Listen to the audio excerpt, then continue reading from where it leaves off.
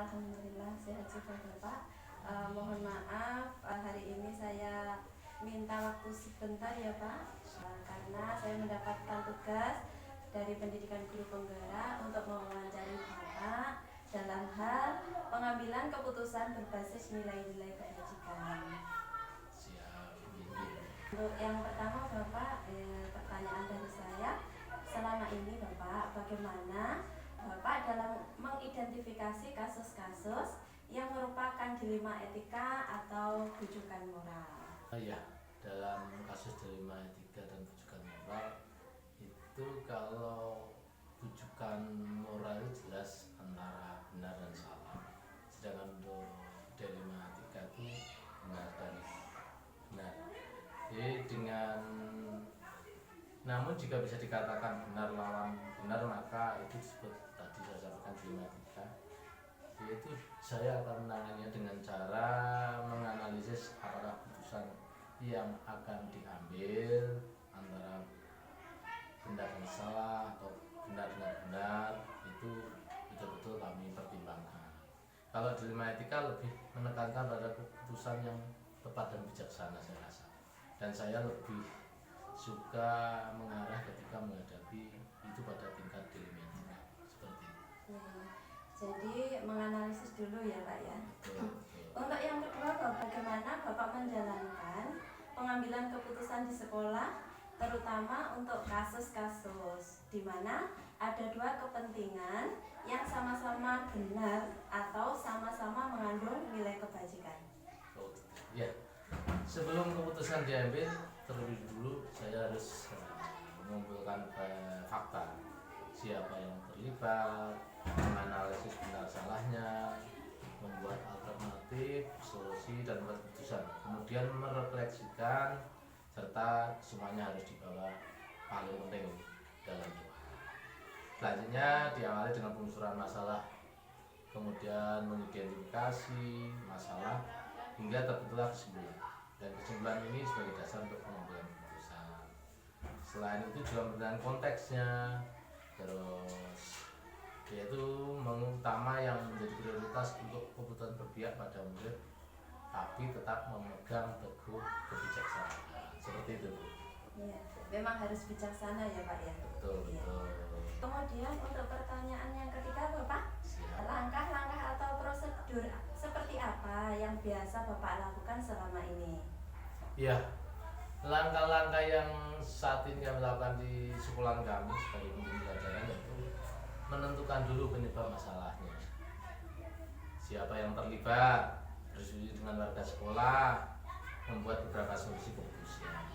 Selanjutnya yaitu mengidentifikasi masalah, klarifikasi tujuan khusus yang diinginkan, memeriksa berbagai kemungkinan untuk mencapai tujuan dan melakukan keputusan. Nah, mengidentifikasi masalah kemudian melakukan diskusi dengan pihak yang terlibat untuk mengambil keputusan yang terbaik, itu yang menurut saya lebih harus kita intenskan dalam prosedur-prosedur pengambilan keputusan seperti itu. Bagus sekali Bapak. Untuk selanjutnya Bapak, pertanyaan yang keempat, hal-hal apa saja yang selama ini Bapak anggap efektif dalam pengambilan keputusan pada kasus-kasus dilema etika?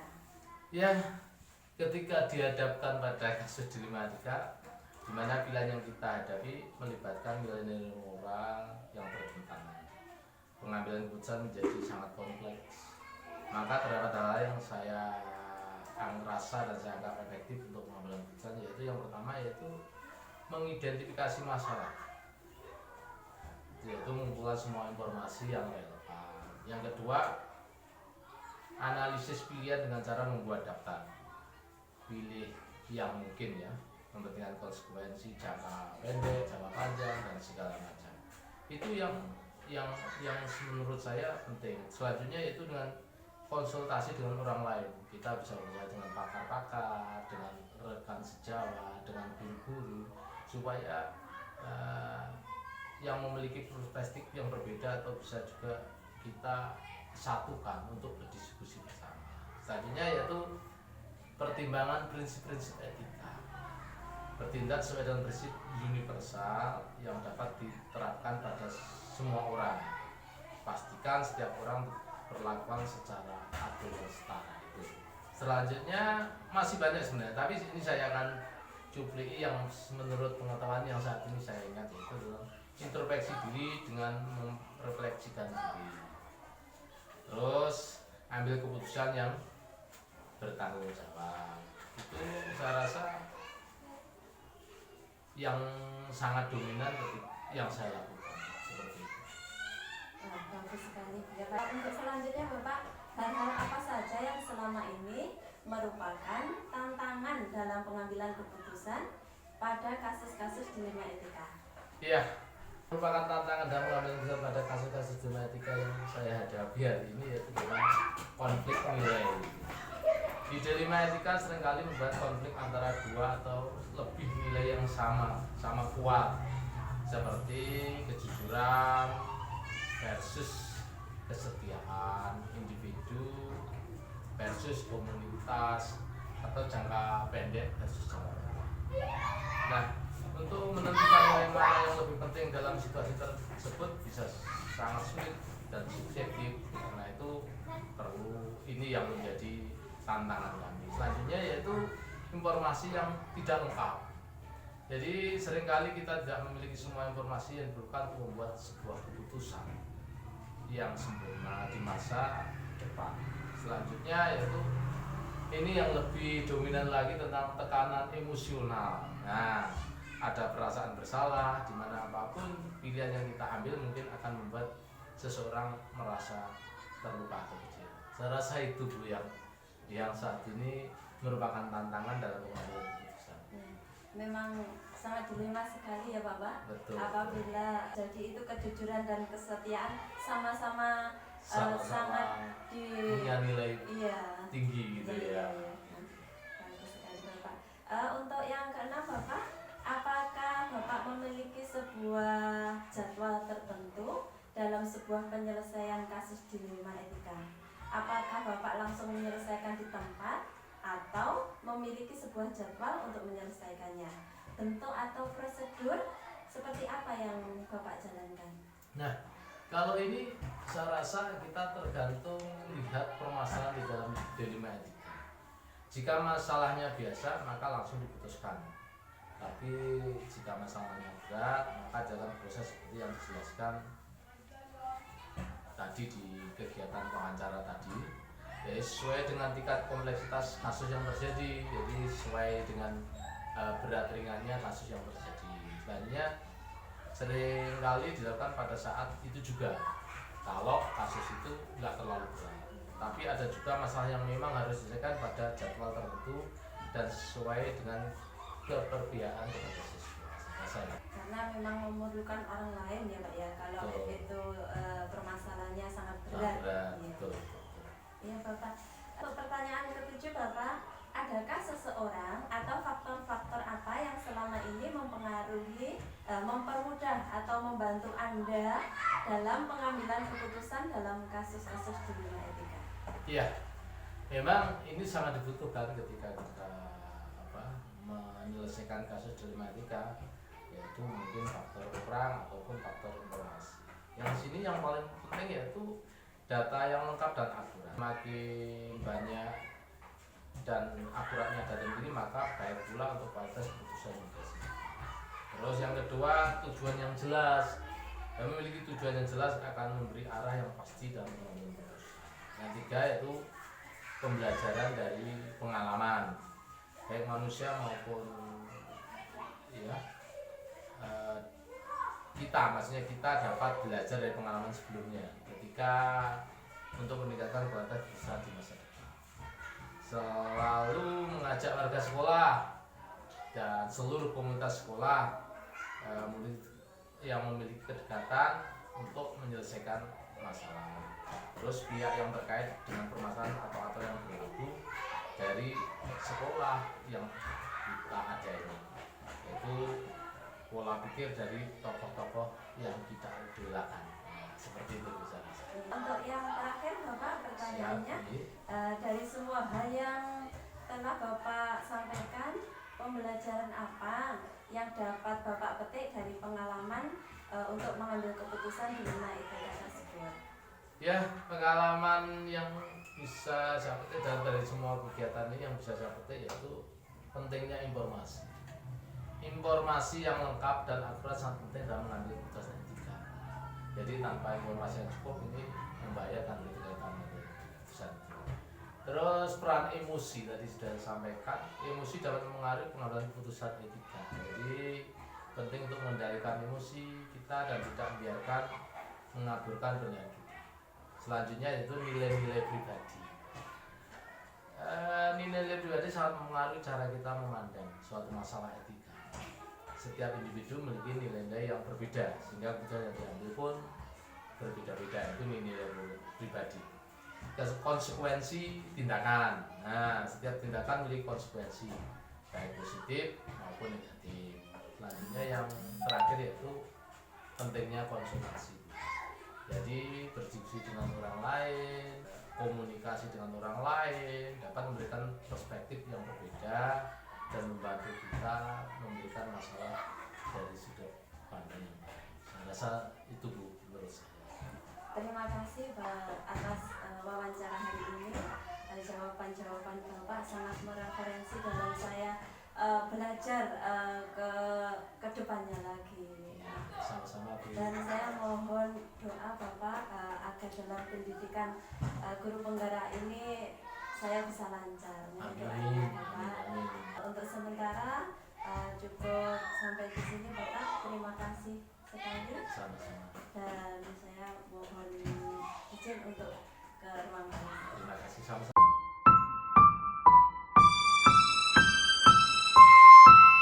Assalamualaikum Pak Yus. Waalaikumsalam Bu Tanti. Selamat pagi.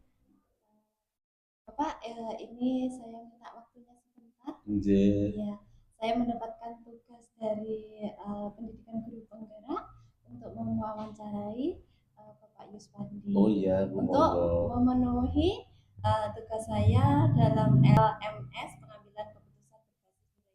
Oke, nggih.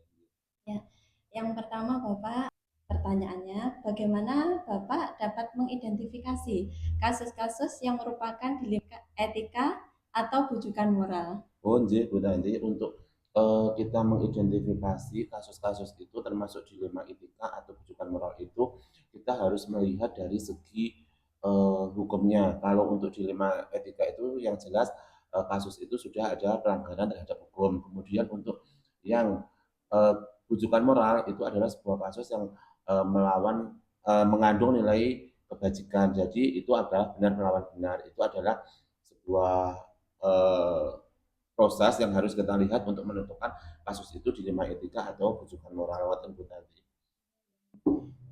Jadi harus diidentifikasi dulu ya Pak secara hukum harus kita identifikasi.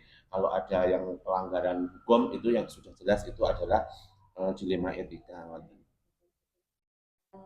Untuk yang kedua Bapak, bagaimana Pak Yuswandi menjalankan pengambilan keputusan di sekolah, terutama untuk kasus-kasus di mana ada dua kepentingan yang sama-sama benar atau sama-sama mengandung nilai kebajikan. Oke, baik. Untuk kita dalam mengambil sebuah keputusan yang di mana kasus-kasus tersebut memiliki dua nilai yang sama-sama benar, itu yang pertama kita harus melihat dulu permasalahannya itu apa, kemudian kita harus mencari fakta-fakta dari permasalahan itu, dan kita juga harus melihat aktor-aktor siapa yang terlibat di dalam permasalahan. Kemudian kita juga harus membuat opsi-opsi dalam pengambilan keputusan, kemudian mendiskusikan opsi-opsi tersebut terhadap warga sekolah. Dan yang paling penting, keputusan yang kita ambil itu harus berdampak kepada murid, di mana kita tidak merugikan murid dalam mengambil keputusan yang didasarkan dengan dua nilai yang benar sama benar itu. Memang harus berpihak pada murid semuanya ya Bapak ya. Untuk selanjutnya Bapak, langkah-langkah atau prosedur seperti apa yang biasa panjenengan lakukan selama ini? Yang jenengan maksud adalah langkah-langkah yang saya lakukan selama ini dalam proses mengambil keputusan ya. Iya, Oke. betul Bapak. Yang pertama itu kita harus menentukan penyebabnya dulu, masalahnya apa. Kemudian kita juga harus menentukan siapa yang terlibat atau aktor tadi nih Bu Tanti. Iya. Kemudian kita juga harus mendiskusikan dengan warga sekolah. Itu adalah hal atau poin utama yang paling penting dalam menentukan sebuah keputusan atau sebuah kasus. Kemudian yang ketiga kita harus membuatkan opsi dari permasalahan itu, opsi-opsi keputusan-keputusan apa. Kemudian kita juga harus melihat dari berbagai sudut pandang untuk mengambil sebuah keputusan, sehingga keputusan yang kita ambil itu benar-benar sebuah keputusan yang bijaksana. Dan yang paling penting itu harus berdampak terhadap murid. Kita tidak merugikan murid dalam mengambil sebuah keputusan. Seperti itu Bu Tanti. Luar biasa sekali Bapak. Yeah. Untuk selanjutnya, hal-hal apa saja yang selama ini Pak Yuswandi anggap efektif dalam mengambil keputusan dalam kasus-kasus dilema etika? Hal-hal yang efektif yang saya lihat dalam mengambil sebuah keputusan yang terkait dengan dilema etika, yaitu yang pertama kita harus menelaah siapa yang terlibat. Kemudian kita juga harus melihat sifat urgent dari kasus tersebut. Kemudian jika kita juga harus membayangkan sebuah sosok pemimpin yang bisa kita idolakan dalam mengambil keputusan yang terkait dengan dilema etika tersebut. Dan yang terakhir, kita juga harus mempertimbangkan situasi dan juga kepentingan yang terlibat. Karena di kasus yang terkait dengan dilema etika itu pasti ada banyak-banyak kepentingan yang terlibat di sana. Kalau kita nanti salah-salah mengambil keputusan untuk dilema etika, itu kan kita sendiri yang akan terjerat dengan hukum tersebut, teman-teman Bu Tanti. Memang betul-betul harus dievaluasi. Kita harus ya, mengevaluasi Bapak. benar Bu Tanti, karena kasus yang terkait dengan dilema etika kan sudah jelas itu berhubungan dengan hukum. Kalau kita salah melangkah, yang jelas kita akan pasti berurusan dengan hukum. Itu kan yang dilema etika itu kan seperti itu Bu Tanti. Kemudian Bapak, hal-hal apa saja yang selama ini merupakan tantangan dalam pengambilan keputusan pada kasus-kasus dilema etika tersebut? Yang jelas untuk tantangan mengambil keputusan yang terkait dilema etika, yaitu yang pertama menentukan keputusan yang baik. Itu sebuah tantangan yang paling besar Bu Tanti dalam mengambil keputusan dilema etika. Keputusan yang kita ambil itu nanti kan mesti, kalau iya selamat dari hukum, kalau tidak kita akan terjerat dengan hukum. Itu kan kita harus benar-benar mempertimbangkan hal tersebut dalam mengambil keputusan yang terkait dengan dilema etika. Kemudian yang kedua, siapa yang terlibat di dalam sebuah kasus itu. Kita kan nggak mungkin mengambil keputusan, oh ini bagus buat saya, gitu. Tetapi yang lain itu akan terjerat. Kita kan juga harus mempertimbangkan seperti itu. Itu adalah faktor tantangan yang saya hadapi. Dua tantangan berat yang saya hadapi dalam mengambil keputusan yang terkait dilema etika itu seperti itu. Yang pertama, kita memutuskannya harus bijaksana. Yang kedua, siapa yang terlibat di dalam kasus tersebut. Seperti itu. Untuk selanjutnya, Bapak, apakah panjenengan memiliki sebuah jadwal tertentu dalam sebuah penyelesaian kasus dilema etika? Apakah Anda langsung menyelesaikan di tempat, ataukah memiliki jadwal untuk menyelesaikannya? Bentuk atau prosedur seperti apa yang panjenengan jalankan? Oke, baik Bu Tanti. Jika kita juga harus melihat jika masalahnya biasa, tidak begitu kompleks, kita bisa langsung memutuskan dengan siklus seperti yang jenengan di pertanyaan ketiga tadi. Kita harus melihat dulu, menelaah dan lain sebagainya itu kalau kita masalahnya tidak kompleks, kita harus dan segera diputuskan, kita mengambil langkah seperti itu. Kemudian kalau masalah itu banyak yang terlibat atau sangat kompleks sekali, kita juga harus melibatkan komunitas yang ada di dalam kita. Kemudian kita juga harus melibatkan semua warga sekolah dalam mengambil keputusan. Seperti itu Bu Tanti, mungkin yang saya alami, yang selama ini saya lakukan untuk mengambil keputusan yang terkait dengan dilema etika. Luar biasa sekali. Selanjutnya Bapak, adakah seseorang atau faktor-faktor apa yang selama ini mempermudah atau membantu panjenengan dalam mengambil keputusan keputusan dalam kasus-kasus dilema etika. Baik, faktor yang sangat membantu saya dalam mengambil sebuah keputusan yang terkait dilema etika yaitu yang pertama hubungan baik di antar warga sekolah, karena di warga sekolah itu merupakan keluarga kedua bagi saya. Terus nanti kalau ada apa-apa kita juga harus bertukar pikiran dengan warga sekolah dalam membuat sebuah keputusan. Kemudian yang kedua adalah komunitas. Komunitas yang selama ini saya ikuti adalah komunitas antar kepala sekolah, di mana di dalam komunitas itu apabila kita terdapat sebuah kasus yang terkait dengan dilema etika, kita bisa apa itu? Kita bisa bermusyawarah, kita bertukar pikiran di situ sehingga apa yang kita putuskan itu nanti benar-benar sesuai dengan apa yang diharapkan. Yang intinya dua-duanya tadi kan warga sekolah sama komunitas itu kan tetap kita intinya selalu bermusyawarah dan menjalin hubungan baik dengan semuanya sehingga kita mempunyai tempat bersandar untuk memutuskan apabila kita terlibat dalam kasus yang terkait dengan dilema etika. Seperti itu Bu Tanti. Dari semua hal yang sudah panjenengan sampaikan, pembelajaran apa yang dapat panjenengan petik dari pengalaman dalam mengambil keputusan dilema etika? Baik Bu Tanti, dari semua tadi kita yang bisa saya petik itu bijaksanalah dalam mengambil keputusan. Kemudian yang kedua, jalinlah hubungan yang baik di antara warga sekolah dan juga komunitas di mana saya berada. Dan yang ketiga, itu yang pasti ambillah keputusan yang berdampak pada murid. Seperti itu Bu Tanti. Wah, luar biasa sekali Bapak. Terima kasih sudah berbagi pengalaman dengan Sama-sama Bu saya. Tanti. Semoga bisa menjadi pembelajaran juga bagi saya Bapak. Dan saya minta doanya Bapak, ini saya masih pendidikan CGP, mohon doanya agar lancar. Amin. Semoga jenengan sukses untuk program guru penggeraknya ini di angkatan 10 nanti dan tetaplah semangat untuk menyelesaikan tugas-tugas yang ada. Iya Bapak, sebelumnya saya ucapkan banyak-banyak terima kasih Bapak. Saya ucapkan Assalamualaikum warahmatullahi wabarakatuh. Waalaikumsalam warahmatullahi wabarakatuh.